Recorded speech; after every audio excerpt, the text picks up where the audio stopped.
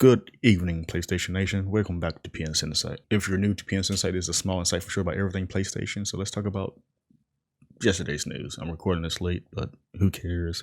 And by the way, I can't help but say it, but I told you so. Users lose all sense of reality and enter another world. Remember, do not underestimate the power of PlayStation. Yes, it's finally confirmed that PlayStation is getting a new revamped PS Plus. If you didn't know, December last year, it's been reported that PlayStation is going to get its new servers or Game Pass competitor, which I'll probably talk about later in the video. But end of the story, it wasn't that. It's essentially what Sony, well, insiders were teasing, that it just PS Plus and PS Now being combined into one. And as of yesterday's news, that's pretty much what it is. So let's get more into that.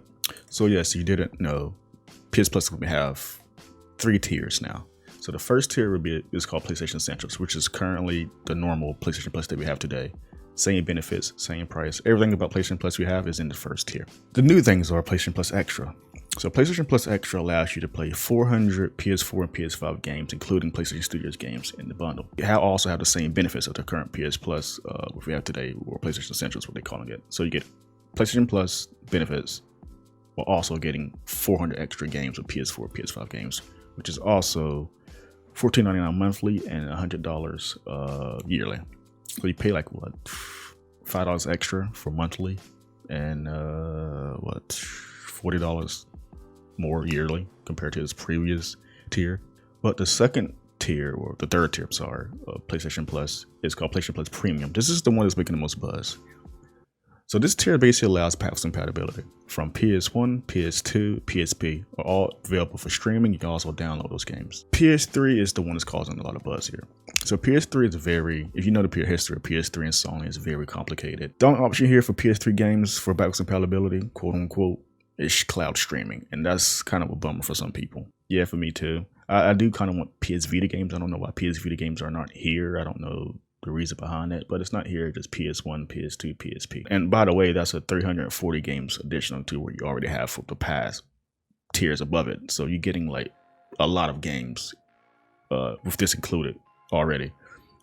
And there's also time limit trials with this tier. So there'll be like time demos for selected games. I'm pretty sure it depends on the developers themselves, not Sony. I don't know how they're going to work. But this tier, PlayStation Plus Premium, will require $17 monthly and $120 yearly. So there's a steeper price there. It's about what, $8 more to what we have originally for PS Plus. And also, sorry, PlayStation Plus Deluxe in selected markets. So this is the third tier for certain countries that don't have streaming. Instead of having PS3 streaming features not there, they'll use PS5 games for streaming and downloadable to replace the PS3 stuff. So yeah, this is, as I said the day before yesterday when I made the previous PlayStation Insight video, this is what I'd expect. And this isn't a Game Pass clone that people want it to be, or I don't think it's ever intended. It seems like PlayStation just wanted to combine PS Now and PS Plus, which people has been vocal for years now. And I've been one of them. Like, why not just combine the two? It makes more sense to put it all under one umbrella, and they finally did it. And you get with the bang for your buck too. You get a lot of games for PlayStation Premium, even PlayStation Extra. If you don't care about PlayStation Premium, like past games from PS1 to PSP, you can get PlayStation Plus Extra for literally $5 extra, and I think that's even worth it too. There's a lot of great PS4 games out there. You know, hot take, I'm a PlayStation fan. I have a PlayStation show, but yeah, I think this honestly is a worth a deal. You give you options. You can stick to the normal base PlayStation Plus that we have today. You pay $5 extra and get like a ton of PS4 games and PS5 games, or if you want to go to the classic route, retro route, pay $8 more and get 340 extra games from the past generation of PlayStation. Now this is the part of the video where it's going to be really iffy. So a lot of people are comparing this to Game Pass, and I've said it multiple times, and people said it multiple times, some at least, as this isn't a Game Pass competitor, and clearly it shows.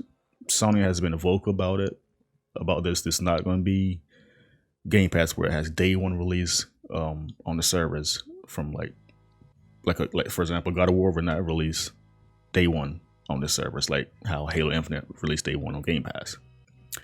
Sony believes that their titles are worth the value, and clearly they are sticking the ground with that. Also, Jim Ryan also even stated that, you know, he believes that if they added PlayStation Studios games to the servers, the quality of those games will probably dwindle.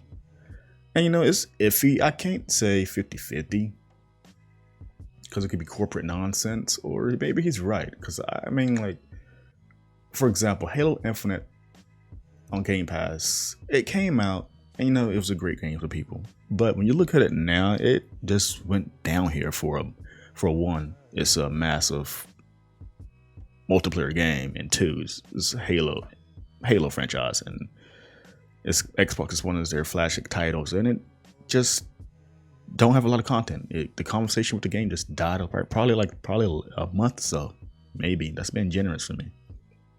So he believes that the quality of those games will drop. And, you know, as you didn't know, PlayStation even stated they're adding, you know, more funding to the PlayStation Studio games, and they want that money back. So I was gonna look at this. Sony isn't Microsoft in terms of wealth. That's common knowledge. Microsoft can do a lot of things, throw a lot of money into things, and won't feel anything from it if it sucks or something, to whatever they're putting money to. Sony can't afford to do that. They put a lot of effort into their games, and if it's something backfires on them, it's gonna hurt them. I mean, look at PS3, even though it sold well, but that price thing kind of stunted them a bit. And a lot of things, like PS Vita, stunted them a bit, you know? But yeah, there isn't much to this. Like, I didn't really want to make this video because it's literally what I said the other day. It's exactly what I expected. The pricing is exactly, I can't say expected, but it's in that range. And I'm sorry, I forgot to mention, this is launching in June. Current PS Now users will also be plugged into PS Plus. So if you have like a yearly PS Now that hasn't run out yet, if it doesn't run out yet by June, you'll be also instantly turned to PlayStation Plus Premium until your subscription expires, you know. But yeah, this is exactly what I expect from this. It's making buzz for the wrong reasons. Other than, like, yes, day one games on the surface is cool, I guess. I also understand the PS3 streaming crap. The PS3 is very complicated to play on Sony. It's 10 plus years later, and it's still causing issues with them. But I think it's a decent service. It gives you options. You can stick to normal PS Plus. You can pay a little bit extra, like literally $5 extra, to get 400 extra plus games, while also having PS Plus benefits. Or you can pay more for the classics games of PlayStation's history. And, you know, that's all I can say for it. It's what I expected. Clearly, it's not a lot of what other people expected. And honestly, hot take, they should have been more informed. I think people assumed something that wasn't never the case. Even people, insiders, big insiders, trusted insiders, people who's known to do this stuff, like Jason Schreier said, it isn't going to be a Game Pass competitor. And should expect it to be, and I'm one of the few people that didn't expect it to be. And look at Sony's track record. These games sell. PlayStation games sell. That's the hard facts about it. That's not me being like a corporate shill or anything. That's the truth. They don't really need to release, like, for example, Spider-Man 3 or God of War 3 or Horizon 3 on day one on PlayStation Plus, because it doesn't matter for them. It sells regardless if it has a subscription or not subscription. PlayStation games prove to sell.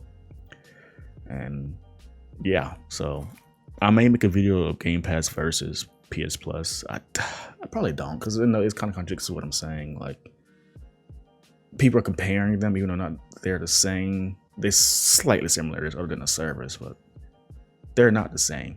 So that's all I can say for this video. If you like this video, guys, thank you for watching this video. PS Insight, this is a show I loved making about PlayStation. So if you give me a like and subscribe to the Drunken Ship channel, it means a lot. As you didn't know, we also do podcasts every week at 12 p.m. Eastern time on Tuesdays. So look for that. And anyway, guys, thank you for watching this video. Take care.